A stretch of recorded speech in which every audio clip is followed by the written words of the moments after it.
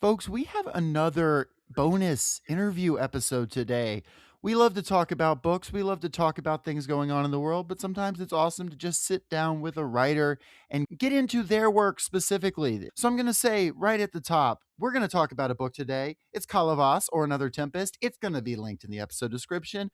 You know that we're not going to have somebody on here if we don't think that their book is good. So just go ahead and buy it and then listen to the interview. You should trust our judgment on this. Let me just tell you, this is a banger book. But we have a very exciting guest today. We have Nick Mamatas. He is an author. He wrote Calavas or Another Tempest. He's also the editor of 120 Murders, was it called? Yep, 120 Murders, dark fiction inspired by the alternative era, which you'd see on college radio or in certain cable TV shows I can't mention for copyright reasons. Mm-hmm. We have fiction by Sylvia Moreno Garcia, Paul Tremblay, Josh Mallerman, Kara Hoffman, Molly Tanzer. And you've written a number of books too. The Second Yeah, Shooter, I believe, Move Underground. That's another book by you, is it not? it is. Yeah, it's my first novel. Yes, I read that in college, actually, I believe. And now Uh, you've got a podcast. That's how it happens. that's how it goes. Well, thank you so much for joining us today. Before we get into things, how are you feeling? And you don't just have to say good. How are you doing? Just vibes wise. I've told this story a couple times now, but the other day I was at a coffee shop. The lady at the coffee shop asked the guy in front of me, "How are you doing?" And he said, "Contemplative." And I've really Mm. appreciated that. So, how are you feeling today? Yeah, I live in Berkeley, so people often say mindful. That's good.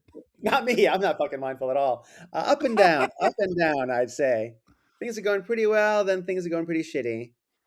Sometimes we can channel that into our work, but your Yeah, most recent book is Calavas or Another Tempest. This is seeming very Shakespeare vibes. This is seeming very 2025, 2026 Shakespeare, which that's I right. think our listeners will like. Before we really get into the meat of it, what is this book? What are you going for here? I've always liked The Tempest ever since I was a kid, and not because I grew up in a middle class environment. I was given the classics. My parents are from Greece. There was a film in the '80s called Tempest, which was like a modern dress version of The Tempest with Cassavetes and Molly Ringwald is Miranda. Susan Sarandon, a young Susan Sarandon, is like the Ariel character. It's not supernatural. The events of the story taking place in contemporary New York and Greece, and the Prospero character is an architect. And Raul Julia plays Calibanos, a sort of a Greek herdsman on this island living in a cave with goats and a television. And he had a big mustache and a crazy accent where he only wore a sleeveless t shirt of the sort that middle class people engage in class snobbery by calling a wife beater. It's a tank top if you're of a certain class or of That's certain right, exactly. cleanliness. Yeah. And he looked just like my father and just like all my uncles. And it was very strange to see that on my TV screen. And I was interested in science fiction and fantasy, so I always was like The Tempest. And then I went to college and I was interested in video and film. And Peter Greenaway put out Prospero's books at about the same time, which was a very unusual version of The Tempest with lots of nudity. Ariel starts The Tempest by being a little kid who's pissing in a pool, like that kind of Mm. very symbolic and visually rich film that also had early digital production. So that was fascinating to me. So I always liked The Tempest, and I was interested in The Tempest, and I was also always interested in the character of Caliban, who gets a bad rap as a Yeah. sort of monstrous figure.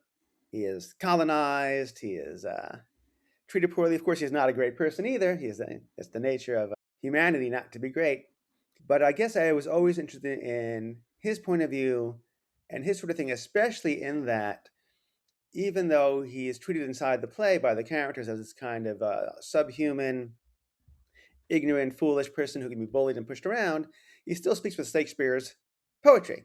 He's much more articulate than you or I are. See, there we go. And so, and so a character like Done him on from his purpose, of point of view, course. yeah, struck me as like a good possibility for writing. And of course, Caliban as a character has been in other books. Mrs. Caliban, the avant-garde novel. Sylvia Federici's wrote a book, Caliban and the Witch, about, I guess you'd say, the feminine and the mystical and the material. If you're trying to sell a book, that is, if you're trying to sell a book to a publisher, having a high concept helps. So people like Shakespeare. He's a very popular author for whatever reason. So what about this Shakespeare? But Caliban's the last free-range human on Earth, and all Prospero and Miranda and everybody else are these sort of Bay Area techie asshole cyborgs. And there you go. So a combination of biography and early interest, and once again, a semi-successful attempt at crass commercialism. I think people know Shakespeare in the sense of, they're the familiarity, but I think it's always important to have these, if not retellings, because this is not, a strict retelling by any sense. It's a remix, if not just pulling out elements. I think it's important to keep the spirit of Shakespeare alive with like making weird stuff, because Hmm. Shakespeare was weird. That's a thing that I think gets lost a lot of the time. I mean, we've talked on the show about how Shakespeare was interested in a mass audience, but it's also there's just a lot of very strange stuff in Shakespeare. It's a lot of Hmm. strange stuff in this. I like that you went with the Silicon Valley thing, with these assholes being Silicon Valley. You're not just inverting it, right? And it's just a sort of, oh, the hero's the villain, the villain is the hero, but you are making the villains of this be the villains of real life. What was it about the Silicon Valley, the tech bro, that really made you want to go after them in this book? A few things. I used to write long ago for a magazine called Silicon Alley Reporter in New York, and I was just a freelancer there. And I met the owner, and he was like a big jerk. I ended up going to his 30th birthday party, and it was so awful that I stopped having birthday parties for myself. Wow. Yeah, it was so outrageous and gross. I met a congressperson there, the now disgraced imprisoned Anthony Weiner. Wow. Yeah, it Okay. was a crazy time back in the 2000s because the internet was out and it seemed to be able to make money, but nobody could make any money from it. So money would come and go. I knew many people who were millionaires on paper, as we used to call them, and now they have Etsy stores selling bookmarks and things like that. And when I moved out here to California, I encountered him again. He was stationed in a WeWork, and I was teaching creative writing in a classroom in the WeWork, and I would go out of my way to avoid him by going through the second kitchen on one floor. And one time I opened the fridge, and the kitchen was full of Soylent, the meal replacement goop. Goodness Nobody even had like gracious. a burrito or beans or much less like a piece of cake that Soylent. I would steal, just nothing but Soylent. And Soylent is the grossest thing on earth. And I Hmm. even had a student who drank Soylent in class, and it smells like spackle. He was an interesting guy, but he was also very much in the tech mode of, I'll give you an example. His name on his email was some domain name, but his name was user. Like he was a generic person. I am the user of Huh. this email address, so my name is user and I drink Soylent. And so this kind of tech person seems to have a very abject relationship with the body. And they Yeah. see on every app is sold this way. You mean I have to set a fire in my house and put a dead animal next to it to eat? That's crazy. I'm going to sew gloop instead. You expect me to heat up water and put clothes in it and take them back out and put them on my body again? Can't somebody else do this for me? Every tech solution or every app is based around, the human experience, isn't it awful? I was at a party here in Atlanta, and Yeah. I will not say the name of this person, but Mhm. it's someone that, if you know tech, you might know. I encountered, and he said to me, and he was fairly inebriated, but he said, sometimes I think humans, like the human species, are just the bootloader for the AI that will come after us. And I'm like, Mhm. what is wrong with you? Like, even if that were possible, right?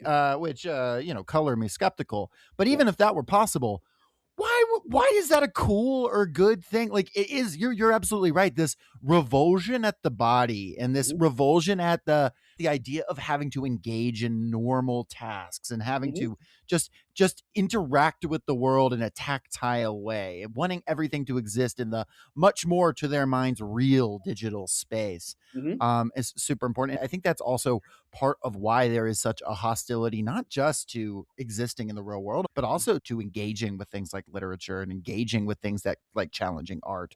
It's Oh, why sure. they want to turn it all into fucking Soylent, literally everything into That's Soylent. right. Slop, right? And Yes. when NFTs were big for that, 18 months when they were needed to get some money out of the marketplace No, and my make ape is going to be worth millions any day now. Like, exactly, and it was all the worst stuff. There was nothing intriguing or interesting about the visual representations of NFTs. They weren't doing it because theoretically, with a token like that, you can make changes. They can sort of evolve. You can even just run a game with them. All those things were false. All they had was, I don't know, what do the monkey wear sunglasses, huh? And so living here is frustrating. challenging, right? Living in this town is challenging. I also used to work in the Twitter building. I wasn't at Twitter, but I worked in another office in the building, and there was on the basement or the first floor. a coffee shop that sold Pop Tarts, not homemade artisanal Pop Tarts, but normal Pop Tarts for $3 each. And if you wanted to put them warmed in the toaster, it was $4. And I talked to a lady once, I said, "What are you doing? There's a Walgreens 20 yards away. I can get a box for $4." And she said, "Well, it's for the Twitter people. They'll spend the money on the $3, $4 for one Pop Tart." I said, "But doesn't the Twitter floors have a cafeteria where everything is free, including a wall of Pop Tarts of every different flavor?" And she said, "They don't want to wait." Well, these are certainly the smartest people, and they absolutely deserve to rule over us in perpetuity. Absolutely. They should control what we see, hear, and think. So tell me about what you mean when you say the last free range human. In the book, there's a population crash, there's a kind of a plague. This is mostly a COVID book. I started writing it before Yes. COVID, but I wrote the bulk of it during COVID. Yeah, I During was COVID, gonna ask the about that. rise of, Yeah. of ChatGPT was the other thing that sort of was Sure. influencing me. So Calavas, like Caliban in Shakespeare's play, is taken by his mother, who is a sorceress in the play and a techie genius in my Mhm. book, and is left on this island. And so he does not have the post-human cyber implants that everyone else has. So everyone else essentially has powers. They can generate magnetic fields, so they can walk on water. They can cause somebody pain by heating up the water in their bodies. They can communicate with each other over long distances. They can mentally interact with drones that are around. Kalavas is the last human. And in fact, it was so interesting to the distributor of the book that they wanted me to change the title to The Last Free Range Human. And I Mm. said, "No That's a way, because great that line. sounds like it's a great line, but it's a terrible name for a book. It sounds like something RFK Jr. would write." It is a bit misleading too. You'd think Yes, that might be a decent line, alternate title for like Augustina Basterica's "Tinder is the Flesh," but you would think that yes, it would be more in that line. absolutely. It's a great concept though. So he's the last human, and part of what he has to do in the book is demonstrate that humans can do something that these post-humans can't. Mhm. That's the stuff where you have to go buy the book and read it, or at least steal it, shoplift to get it from a library. Without revealing too much. Caliban in Shakespeare, of course, though he may not have the same the control over it that he likes, is the one with powers, right? Mhm. There is is the one summoning magic beyond his understanding, Yeah. and that's part of it. Is it is inverted. The Mhm. Silicon Valley ghouls are summoning magics beyond their Right, understanding, or right. Mhm. rather Yeah. creating them. Yeah. And of course, Ariel is both important in the play and is a mystery in the book. And I guess the intriguing thing, or something I was hoping that would come out, was Calabas has lived alone. He's a Robinson Crusoe type character for a long time, but he's left behind with technology, with television, and he has to sort of train himself how to be human via the screen, which of course we're seeing everyone doing now. We're training ourselves to be human or something via the screen, while also having to deal with being literally colonized. You started writing this before COVID, but a lot of it was written post COVID. I was wondering what was the period over which you wrote this book and edited this book, and Mhm. how did changing world circumstances impact it? Imagining what this book is without the advent of ChatGPT and without Mhm. COVID, because you say you start writing it before, and that actually surprised me. Yeah. I did start during a very down period in my life. So in 2019, I had previously made some big interpersonal errors, let's say, and I also, unrelated, had been laid off from my job. So I took a new job at a bookstore, and I love working at the bookstore, but of course, there's no money in retail. And I've been a writer for a long time, and I had some books out, and I have many friends and acquaintances who have become incredibly famous in the same Yeah. period of time. So I spent a lot of time stocking books and thinking, "Oh man, I got to get back to this, back to writing books, get back on the shelf," and trying to sell what books I had in my store, trying to promote my friends, of course, and just say stalking Mrs. Caliban. Like, oh yeah, I always wanted to have like this kind of avant-garde, cool, underground, hyper-literary book, and having my friend Paul's Tremblay's books, The Cabin at the End of the Woods. Oh yeah, Cabin at the End of the Woods. That sounds good too. And just walking around thinking, I got to get out of this bookstore. I can't make minimum wage at age 49. I've got a Yeah. kid. And I thought, aha, I'm going to rewrite The Tempest. I'm going to revise The Tempest. And so I started working on it. And then the store shut down. Then COVID happened. So, oh, how did this happen in the book? Big ass plague. Started working on the book some more. I have Kalavas interacting with these screens. And then ChatGPT starts surfacing, and this idea of the communicating directly with screen characters comes out who are not only disembodied but are unembodied, that have no body. So I started with the idea that the characters in the TV could evolve as Kalavas grows up to talk to him directly, and it's a surprise to him. And of course, like everyone else, I was stuck in my home for 6 months at a time, and that's like being alone, like a Robinson Crusoe-esque character, or stuck on a boat, or stuck on a small island. So I got very used to the idea of someone living in a small house trying to entertain themselves, and that is a great fuel of Kalavas. And one of the terrible things and interesting things about humanity is we will do anything to avoid solitude and boredom. Even people who are imprisoned could stay safe in their cell all day and not end up, interacting with violent people or that kind of thing. But they will almost always choose to take their chances outside with everybody else, Right. even if they're very vulnerable or are prone to being attacked, because it's better than being by yourself. People say, I'll roll the dice. Will I get stabbed in the kidneys today for some reason? And who knows? But I won't be alone. And that great human impulse was also fueling my thing. And I guess the third thing I ended up doing was watching many, many versions of The Tempest, of which there have been more than a dozen, including things that are very far fetched, like Forbidden Planet, which is a movie from the late 50s, early 60s that really radically changes things. I saw ballets. So I Tempest out as well, and I got very interested in writing plays and doing plays. And of course, Shakespeare is a playwright, so I figured I'd end the book with a play. So post-COVID, post selling the book, I didn't have an ending, and I needed to have a certain length because publishing is a manufacturing business. It's the 19th century Yes. manufacturing business, and you have to provide a book of a certain weight, volume, and size. You just do. Nick, as someone who had my own book delayed because of tariffs, I know that well. Oh, that's right. Yeah, it's art, but it's art in mass production. So I needed 10,000 words, and I was out of story. So time for a play. So the Yeah. last 10,000 words take place 100 years in the future with related characters and the corpses of other characters, and it is in the form of a play. You and your friends can do it at home. And you should. You should be doing it right now. Uh, Absolutely. because as we said, you ordered the book when I told you to. Surely. You said you mentioned you'd seen a bunch of different versions of The Tempest. What is your favorite adaptation aside from, of course, Calavas or Another Tempest? Unpopularly, on Prospero's books, the Peter Greenaway film from 1990. Okay. It, which you can find on YouTube if you search carefully and cleverly. It is not a Greenaway approved posting, let's put it that way.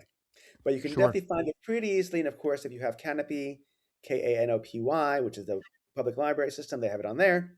And it is beautiful and weird. And Gielgud does all the lines for everyone.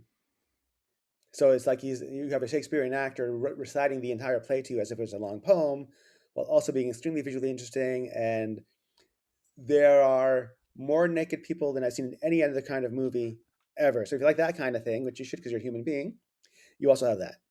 Having said that, the Greenaway fans don't like the movie, and Shakespeareans find the movie annoying. And even though I am a fan of both Shakespeare and Greenaway, I am the one person who likes them both combined. So that's what I'd recommend. Threaded the needle. I am reminded of my college professor, Professor Eustace. Great guy. I was in his last class he ever taught. He was 91 years old, been teaching Shakespeare for almost 50 years, maybe even more than that. And just lovely, brilliant, all of that, but could not abide by even a single adaptation of anything. Not a word. Not a word otherwise. He would complain that people wouldn't do the entirety of Hamlet, as if any whole other conversation. But what is it you think about these Shakespeare adaptations that really speak to people? I don't know if you've seen or heard of Sleep No More in New York City, Oh, but sure, that of was course. Yes, yes. huge. Hmm. You've got Shakespeare video games like Elsinore, or there's the upcoming game Lily. I've heard about. Don't know much about it, but I know that's coming up. I mean, obviously, you've got different film adaptations. I wonder what is it about this particular guy that we just keep coming back to over and over and over, Mm. and that he can be adapted into so many different eras. So I guess there are several answers. The first answer and the most cynical answer is, of course, it's the canon, and the Sure. canon is ruled by dead white European males, and it's so unfair. And to a certain extent, that's true. The canon is unfair because it is too small, not because it's too Hmm. large and needs to be overthrown, but because it is too small and does not have many other voices from the global south, the Far East, women, etc. But having said that, the canon is not arbitrary. And Shakespeare's really, really good. Shakespeare's also, despite being canonical, is an outsider. He's a country boy. This is why there's these recurring conspiracies about it couldn't have been this William Shakespeare guy. It had to have been somebody else. I A hate that mere shit. lovemaker's son couldn't possibly know anything about being a person or falling in love or having a bad way. But of course, that's the only person who could do that. Right. Only an outsider, only someone on the fringes of Elizabethan England could observe Elizabethan England and the evolving modern subject. If you're in the middle of it and if you are in charge of it, you can't see it. Only from being a couple steps away from it do you have the perspective to see things. It is like you were saying before, it's a mix of the high and the low, it's the popular and the whatnot. So why do the witches in Macbeth have rhymes like song lyrics, toil, toil, bubble and boil? That sounds like a pop song. It is. It is their version of a pop song. Why in the Tempest does this the big masks, the big masquerades involve harpies flying down and covering things with their wings and unleashing the food to demonstrate theater technology. When I was back in college, somebody came to some class, I forget his name, but he said, here's the secret to Broadway. You're sitting in the dark and then a big light flies overhead and it's glowing. And then there's a big circle on the stage. You know who's there now? A pretty girl. And she can either sing really well or dance really well, better than you can. Wow. Then the curtain opens and there's 1,000 of them. And the crazy stuff happens. It's a visual spectacle. And the unfortunate thing is that we don't really see Shakespeare as plays. We either read them in school where it's deadly. It's like reading a blueprint instead of going to a scene and building. What he's giving us is eyeball kicks, spectacle. Yeah. And that's powerful stuff. And that's part of why these adaptations are really good. I'll never forget in high school seeing a production of Macbeth where in the final fight they have Macduff, the actor, did a backflip. And it Sure. was just on stage, just amazing. And that was like to whatever I was, 14, 15-year old. That was just like that made the whole thing, right? Mhm. Like he killed Macbeth, but he did a backflip when he did it. And now I care. A lot of the times these adaptations are part of it. Part of it is, obviously putting it in language we can understand or in current language. Not that the Shakespeare can't be engaged with, but also the backflips, right? There's cool shit in here. And that taking it and making this stuff new. Tom So Stopper died recently, and yeah. in many of his obituaries, they talk about when he was in school and he staged The Tempest. And one very memorable moment from that was when Ariel takes Ariel's leave. Ariel has no gender, so Ariel takes Ariel's leave by running into the woods where the play was being staged. And then in the woods, a bottle rocket goes off, flies over the trees, and pops up. Right? Very Mm. simple effect, but very compelling. It makes, oh, that person we were looking at, who's a person we know in school with us, is now somebody else, and now they are flying away. And that's very powerful. And I guess the combination of the two means that he's perennially popular. Like I said, my parents are from Greece. My father's from Greece. My mother's a Greek American. But we had a big book of Shakespeare in the house. You can go to any Barnes and Noble, any bookstore, and find a very cheap edition of that looks gigantic and is very cool and very strange and very weird to have. In the 19th century across the US, people had the Bible and some version of Shakespeare's works because we have had that in the Anglophone world for a long time.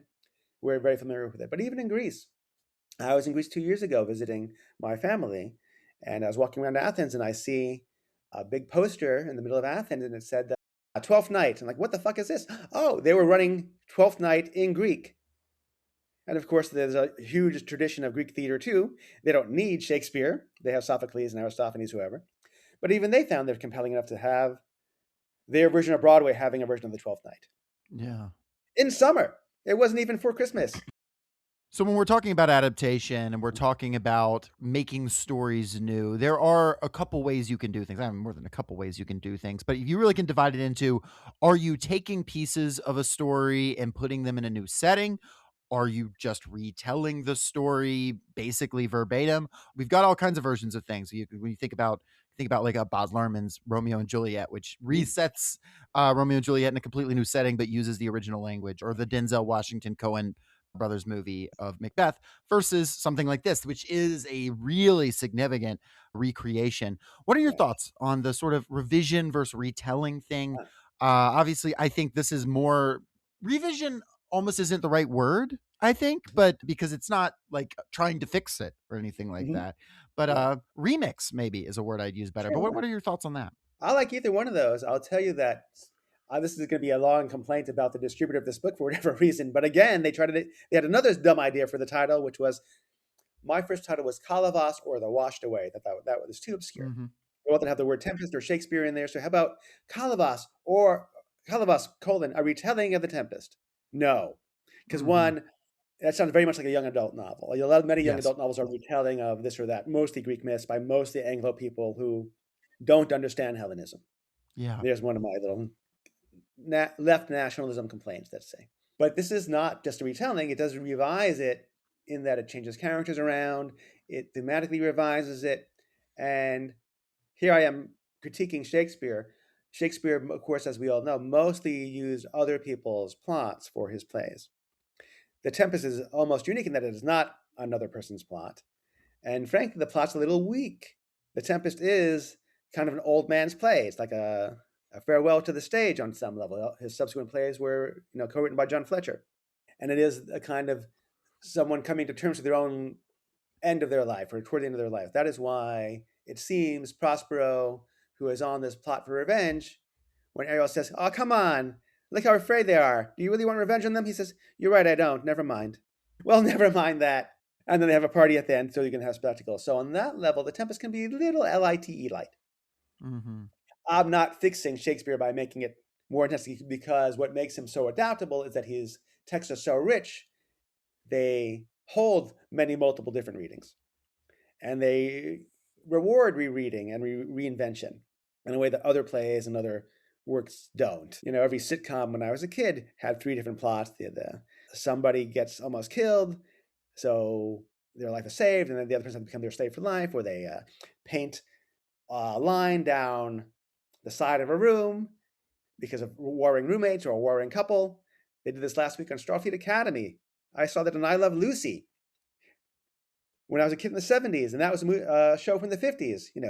80 years later, they're doing the same plots on TV, and it's worn to pieces. But Shakespeare isn't. Shakespeare is so rich that you can do any number of things to him. And that is why we can sort of readapt and readapt. And so this remix and revision, I'm not hardly the first one to say Caliban got a bad rap. Let's focus on him, or Miranda got a bad rap. Let's focus on her. But I guess my attempt at remixing was to look at the current moment where humanity is going through some shift. I'm very skeptical about post-human futures. I don't think there's Yeah. going to be a singularity. I don't think there's going to be an AI that's going to kill us all unless we are nice to it now, which is a very common idiot belief here in the Bay Area, including The I Roko's have the basilisk headquarters. bullshit. Oh yeah. That's right, Roko's Basilisk wrong. I've got the headquarters of those people 3 blocks from my house. Yeah.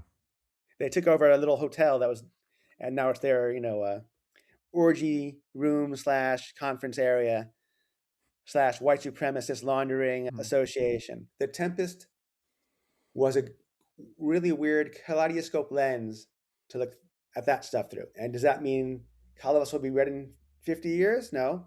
Can it be read in 10 years? Yes. If your listeners, buy it now. I think it's going to be interesting too, this current era we're in of the next few years, the books that are coming out, the literature, the response to kind of everything that's happening. I'm very interested to see what this period looks like, kind of looking back on it.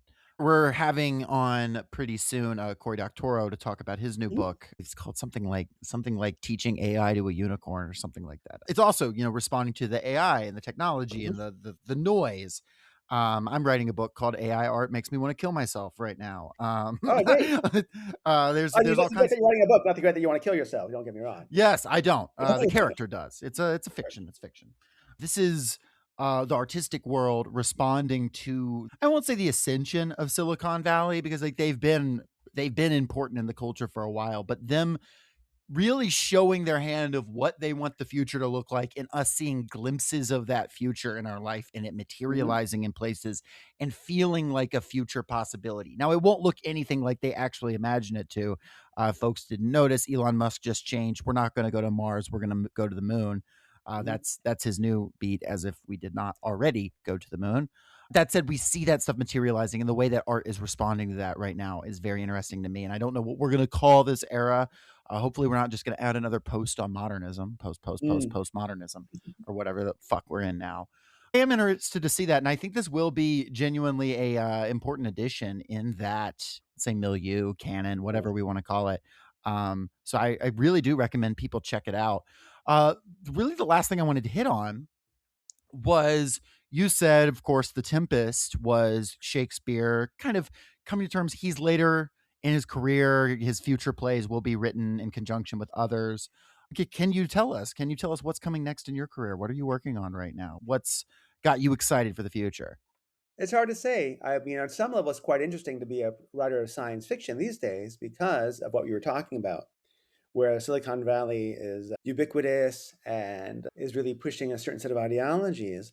So literary fiction has been, as it's been imagined, with these middle class, slow to change, neurotic characters, can no longer speak to the condition of the United States, at least, in the same way it did in the 20th century. And that's why Yeah. there's a big crisis of literary fiction. Where does literary fiction? Where are all the white men? All this kind of stuff. All boils down, to my mind, to the fact that literary fiction itself, realism itself, has to be science fictional now. Because 15 years ago, we all got the Library of Alexandria in our pockets. That changed everything. And the response in the literary world has been to ignore it. And then 5 years ago, there was a giant plague, and we all went to our houses for 3 months to 6 months. And literary fiction has ignored that. Then 3 years ago, our phone started talking to us in these AI voices. And literary fiction is ignoring that. But science fiction has been thinking about that for 70 years. But at the same time, science fiction also has to be, as far as publishing is concerned, greasy kid stuff for idiots. Gee Mm. whiz for morons. And so there's strong impulses against being too thoughtful or too weird or too radical. That is why there is, I think, a move toward romantasy. And I'm not saying that romantasy is bad or that people shouldn't read fantasy, but it seems to do a lot of the creation of return of noblesse oblige and A retreat, a, really. re- a refocus on romantic love and kind of a bourgeois subject. So it's retreating in some way, but doesn't mean that can't be subversive, doesn't mean it can't be just intriguing, doesn't mean you're bad or not radical for reading it or for loving it or for writing it. But it is interesting what publishing focuses on as a manufacturing industry. And it's pure bulk of pages. What is it producing as a bulk of pages? So what am I doing? I am of a certain age now. You mentioned you read my first book 20 years ago, and very few people did, but everyone who did ended up becoming a writer or a podcaster or an editor. So that's why I still Or get published. both, yeah. Right. And now I've decided to write more plays. So the first thing I wrote was a Fantastic. play. Yeah.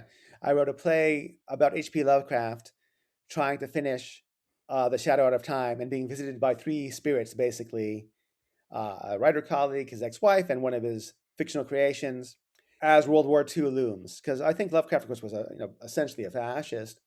Oh, yeah. But like Celine, he did have, because he was that outsider, he had a certain insight into the horrors to come. So on that Mm. level, it's useful. So I wanted to write about that. We had the play, had a reading in London, and I was told, yes, you premiered on the London stage, which you have to say, but this was in a pub in London. There was a stage involved. Hey, it's cool. That's right. And what's that called? The Failure of the Century. It's a play, so it's not out. If you were in London Ah, last year, you could have seen it. But I'm okay. hoping to get productions here in the US, and I'm going to release it via The Fabulist, a new-ish small press, sort of a chapbook by August. So it'll be out one of these days, and you could put on the play at your house if you wanted to.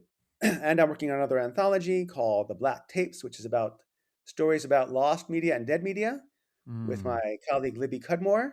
And I'm slowly but surely working on a book about Ursula K. Le Guin, focusing on the intersection of anarchism and Taoism in her mm. stories. Because people often talk about her Taoism, often talk about her anarchism. Le Guin was a genius and well loved, but there are also many critics who say, oh, the anarchism here was soft, or the Taoism here doesn't make any sense. And that is true because you're always missing the second half. Where the anarchism is soft, the Taoism is hard. Where the Taoism is kind of light, the anarchism is heavy.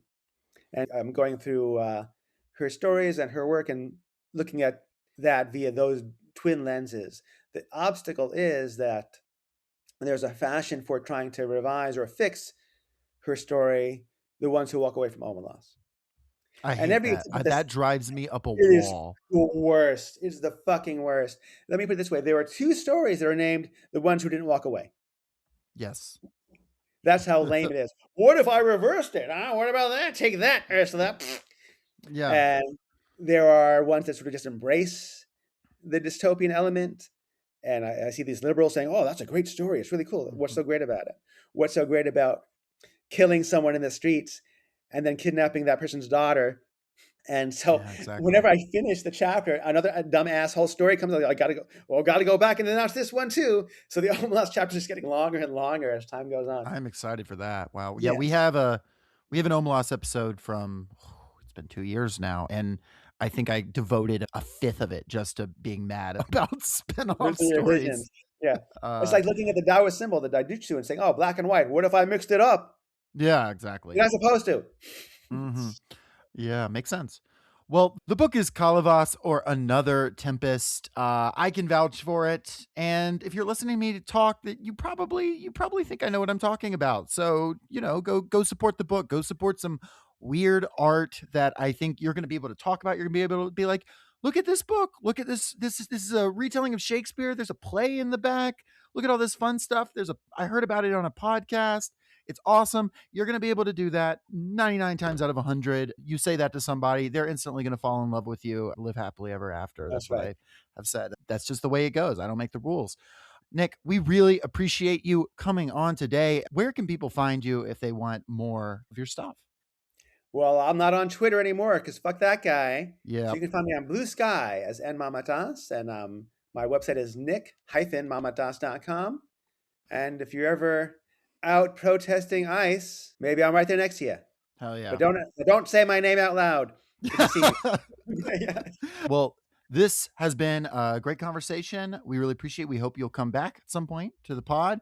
And one more time, folks, go and get Calavas or Another Tempest. You will not regret it. Y'all have a Thank good you one. so much. I love this podcast. I hate podcasts, but I love this podcast. I really love it. You're doing a fantastic job, comrades. Shout out to our editor for that one. Bye, y'all.